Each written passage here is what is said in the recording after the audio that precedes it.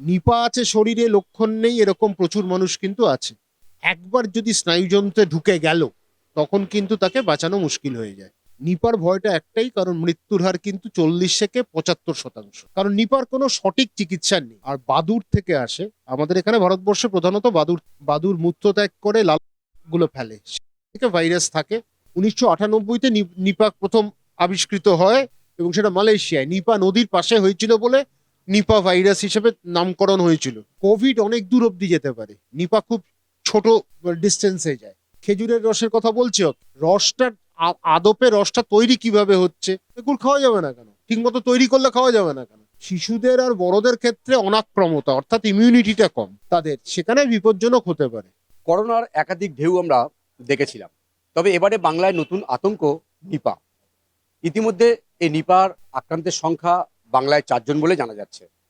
কিভাবে মোকাবিলা করা উচিত বা এড়িয়ে চলবো, বা কি কি সতর্কতা অবলম্বন করা উচিত, বা কিভাবে ছড়াচ্ছে এই রোগটা, সে সমস্ত বিষয় নিয়ে আমরা আলোচনা করব। এই মুহূর্তে আমার সঙ্গে উপস্থিত রয়েছেন চিকিৎসক ডক্টর অরিন্দম বিশ্বাস। আপনাকে ওখানে স্বাগত। নমস্কার, নমস্কার। পরিষ্কার কথা, নিপার একটাই চিন্তার বিষয়, সেটা হচ্ছে নিপা কোভিড এর মতো ছড়াবে না, কারণ জায়গাটা ছোট ছোট জায়গার মধ্যে ছড়ায়। আর বাদুর থেকে আসে। আমাদের এখানে ভারতবর্ষে প্রধানত বাদুর থেকে আধ খাওয়া ফল, সেই ফলটা যদি খেয়ে বাদুর মূত্রত্যাগ করে লাল গুলো ফেলে, সেখান থেকে ভাইরাস থাকে, এবং ভাইরাসের ছড়ায়, শরীরে প্রবেশ করলে ওখান থেকেই ছড়ায়। তো সেইটা যেন না হয়, আমরা আধা কাটা ফল, পড়ে থাকা ফল, এগুলো যদি অ্যাভয়েড করতে পারি তাহলে কিন্তু নিপা হওয়ার সম্ভাবনা কম। নিপার ভয়টা একটাই, কারণ মৃত্যুর হার কিন্তু 40 থেকে 75%। তো ফল লক্ষণগুলো হচ্ছে, নিপা প্রচন্ডভাবে জ্বর হবে, মাথা ব্যথা হবে, গা হাত পা ব্যথা, পেশিতে টান হবে। আর যখন স্নায়ুযন্ত্র আঘাত করবে তখন কিন্তু অসংলগ্ন কথা বলবে, এবং জ্ঞানও হারাতে পারে, মানুষ চলাফেরাও ঠিকমতো করতে পারবে না। একবার যদি স্নায়ুযন্ত্রে ঢুকে গেল তখন কিন্তু তাকে বাঁচানো মুশকিল হয়ে যায়। যদিও নিপা আছে শরীরে, লক্ষণ নেই, এরকম প্রচুর মানুষ কিন্তু আছে। কিন্তু যাদের হচ্ছে তাদের ক্ষেত্রে একটু সাবধান হতে হবে। তো সেই ক্ষেত্রে নিপা এতটাই আতঙ্কের কিছু নেই, কিন্তু ভাইরাসটা একটু প্রাণঘাতী ভাইরাস, এটা নিয়ে কোনো সন্দেহ নেই। তো ফলের ব্যাপারে পরিষ্কার বলে দিলাম, ফলটা ভালো করে ধুতে হবে, হাতটা ভালো করে ধুতে হবে। আর যাদের হচ্ছে ওরম লক্ষণ তাদেরকে আইসোলেট করো, আলাদা করো।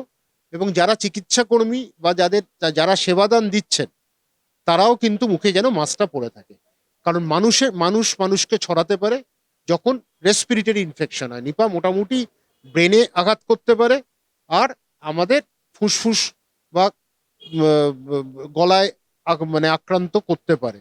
তো যখন আক্রান্ত হয়, এই ব্যাপারে মানুষ কিন্তু সাবধানে হয়। একটা কথা, ফল গাছ, পাশের বাড়ির বাগানে ফল পড়ে আছে আদা খাওয়া, যেরকম মাঝে মাঝে সিগারেট কাউন্টার হয়, বাদুরের সাথে যেন আমরা ফলটা যেন কাউন্টার না করি, ঠিক আছে? আর মাটিতে পড়ে থাকা ফল না খাই। ভালো জায়গায়, হাইজেনিক জায়গায় ফলটা কিনবো, কিনে এবং আমরা সেটাকে ধোবো, ধুয়ে ভালো করে যদি খেতে পারি, হাতটাও ভালো করে ধুলে নিপা হবে না।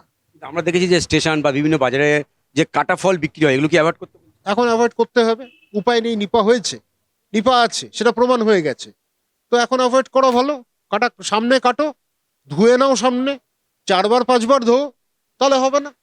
যদি অস্বাস্থ্যকর অবস্থায় ওই করো, তাহলে কিন্তু নিপা হবে, নিপা হয়েছে। এখন আমাদের এই ব্যাপারে লক্ষণগুলো যা দেখে সেগুলো ঠিক রাখতে হবে যাতে না হয়। কারণ নিপার কোনো সঠিক চিকিৎসা নেই, নেই, টিকা পর্যন্ত নেই। তো কিন্তু সিডিসি মানে centre for disease control Atlanta, যেটা আমেরিকায় আছে, সবচেয়ে বড় জায়গা যেখানে এই গবেষণাগুলো হয়, সেইখানে একটা কথা বিষয়, তারা প্রথম 10টা বিপজ্জনক ভাইরাসের মধ্যে নিপাকে রেখেছে। তো নিপা যাতে বারবার মানুষ কে মৃত্যুর দিকে না ঠেলে দেয় সেটা দেখা, নিপা যাতে না হয় সেটা দেখা। তো এইভাবেই যদি আমরা চলতে পারি, আমরা আটকাতে পারবো। আতঙ্কের কিছু নিয়ে এখন বলবো, কিন্তু আবার সাবধান হতে হবে, সতর্কতা অবলম্বন করতে হবে, সে বার্তাটাও স্পষ্ট করে আমি দিতে চাই। কিন্তু ইতিমধ্যে আমরা শুনছি বাংলায় 4 জনের হয়েছে, তা কিভাবে ট্রিটমেন্ট হচ্ছে? ট্রিটমেন্ট কনজারভেটিভ ছাড়া কিচ্ছু উপায় নেই, কোনো ওষুধ নেই। আজে বাজে কথা বলে তো লাভ নেই, ফাজলামো করেও লাভ নেই। ওষুধ নেই, ওষুধ নেই। যদিও 1998-তে নিপা প্রথম আবিষ্কৃত হয়, এবং সেটা মালয়েশিয়ায় নিপা নদীর পাশে হয়েছিল বলে নিপা ভাইরাস হিসেবে নামকরণ হয়েছিল। তখন রাইবাভেরিন বলে একটা ওষুধ দেওয়া হয়েছিল, সেটা দেখে কিছু মানুষের লাভ হয়েছিল, আবার কিছু লাভ হয়নি। কিন্তু সারা বিশ্বে এখনো সেটা সেই ওষুধটাকে গৃহীত হয়নি যে নিপার জন্য এই ওষুধটা কাজে দেবে। কিন্তু এখন ওষুধ নেই, পরিষ্কার কথা। আর এটাও কথা, ফাজলামো করেও লাভ নেই, রসিকতা করেও লাভ নেই, ধুমাধুম ওষুধ দিয়ে মানুষকে গিনিপিগ বানানোরও কোনো দরকার নেই। নিপাকে আটকাতে হবে, একটাই বারবার বলছি, কোভিড অনেক দূর অব্দি যেতে পারে, নিপা খুব ছোট ডিস্টেন্সে যায়। সেই জন্য নিপার দেখবেন কারুর কিছু গ্রামে, কেরালাতে বারবার হয়, কিন্তু কোনো একটা ছোট্ট নির্দিষ্ট জায়গায়, সারা কেরালায় কিন্তু হচ্ছে না। কিন্তু যখন কোভিড হয়েছে সারা কেরালায় হয়েছে, বাংলায় হয়েছে। বাংলাতে এখানে মেদিনীপুরে তাদের বাসিন্দা যে জার্সের হয়েছে, তখন তারা হাসপাতাল থেকে নিয়েছে না মেদিনীপুর থেকে নিয়ে এসছে, সেইটা দেখার বিষয় আছে। সেটা অনুসন্ধান করা দরকার। আমি আপনি যখন কথা বলছি, আজকে মকর সংক্রান্তি, বাংলার বাড়ি বাড়ি পিঠে হবে, গুড় হবে, পুলি হবে, কিন্তু এবার কথা হচ্ছে অনেকে বলছেন যে বাদুরের থেকে যদি আসে, বাদুর তো যে রসে মুখ দেয়, তাহলে এই গুড় খাওয়াটা কত কি ঝুঁকিপূর্ণ? আরে বাবা, সেটা একটাই দেখা, যে যেখান থেকে হচ্ছে সেইটা যেন কোনোভাবেই বাদুড় বা কোনো পাখির কাছাকাছি যেন না হয়, এবং সেটা ভালো করে ধুতে হবে। এরম বাদুড়ের খাওয়া ফল কিন্তু বোঝা যায়, কারণ যদি গাছে কেউ ওঠে দেখবে একটা ফুটো হয়ে আছে, রসটা টেনে নিচ্ছে। ওই জন্য খেজুরের রসের কথা বলছি ওকে, রসটা আদপে রসটা তৈরি কিভাবে হচ্ছে, কতটা সেখানে হাইজেনিক সেই জায়গাটা, সেটা দেখা দরকার। এমনি বলে দিলে হলো না, তাহলে তো খেজুরকেও খাওয়া বন্ধ করে দিতে হবে, সেটা তো নয়। কিন্তু যাতে হাইজেনিক বিষয়টা থাকে সেটা দেখা, আর কোনো এর থেকে এর বেশি আর কিছু হয় না। গুড় কি খাওয়া যাবে তাহলে? গুড় খাওয়া যাবে না কেন? ঠিক মতো তৈরি করলে খাওয়া যাবে না কেন? তারা তো সবই মানা করতে হয় এখন। তো সেটা তো হয় না কখনো, বাস্তবটা বুঝিয়ে আমাদের এগোতে হবে। আর নিপার বারবার বলছি, নিপা নির্দিষ্ট জায়গায় হয়, নিপা একটা জায়গার মধ্যে হয়, যে নিপা কিন্তু সব জায়গায় হয় না। কারণ বাদুর কিন্তু কলকাতা শহরে মানে আপনি অ্যাক্সিস মলেও পাবেন না, অ্যাক্রোপলিস মলেও পাবেন না। বাদুর গাছের মধ্যেই থাকে। আর এগুলো হচ্ছে ফ্রুট ব্যাট, যেগুলো খালি ফল খায়। তো সেই বাদুর যেখানে আছে সেগুলো সেখানেই সাবধান হতে হবে। আজকে তাজমহলেও বাদুর আছে, কুতুব মিনারেও বাদুর আছে, চামচিকে বাদুরে ভর্তি। তো বাদুর, সব বাদুর ফল কিন্তু খায় না। তো যে বাদুর ফল খাচ্ছে সেই জায়গাগুলো একটু সাবধানে দেখা। শিশুদের জন্য কতটা? এটা আলাদা করে তো কোনো বয়সের নেই। শিশুদের আর বড়দের ক্ষেত্রে অনাক্রমতা অর্থাৎ ইমিউনিটিটা কম তাদের, সেখানে বিপজ্জনক হতে পারে।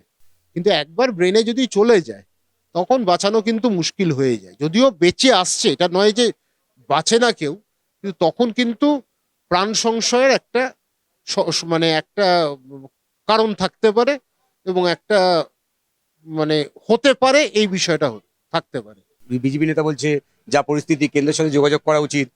কুণাল ঘোষ বলছে যে আমাদের কোভিডের সময় সামলেছি, আমরাও সামলে নিতে পারবো। নিপা কুণাল ঘোষেরও কাজ না, নিপা জেপি নাড্ডারও কাজ না। নিপা হয়েছে, এটা কুণাল ঘোষেরও দোষে হয়নি, জেপি নাড্ডারও দোষেও হয়নি। হয়েছে যখন দুই সরকার আছে, কেন্দ্রের সরকার আছে, রাজ্য সরকার আছে, মিলিয়ে মিশিয়ে করো। এর মধ্যে রাজনীতি আনার কোনো বোকামো হবে, আর বাতুলতা হবে, পাগলামো হবে, এছাড়া আর কিছু না। একটা রোগ যখন হয় তখন কেন্দ্র রাজ্যের মধ্যে কোনো তরজার দরকার হয় না।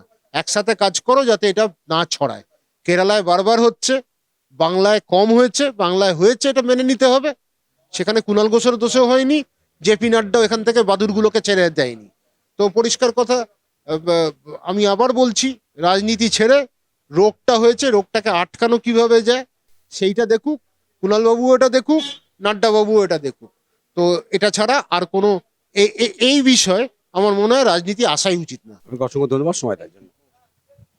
নিপা নিয়ে বেশি আতঙ্কিত হওয়ার কিচ্ছু নেই, তবে করোনার মধ্যে এটা খুব বেশি ছোঁয়াচে বা খুব দূর পর্যন্ত ছড়াতে পারে না।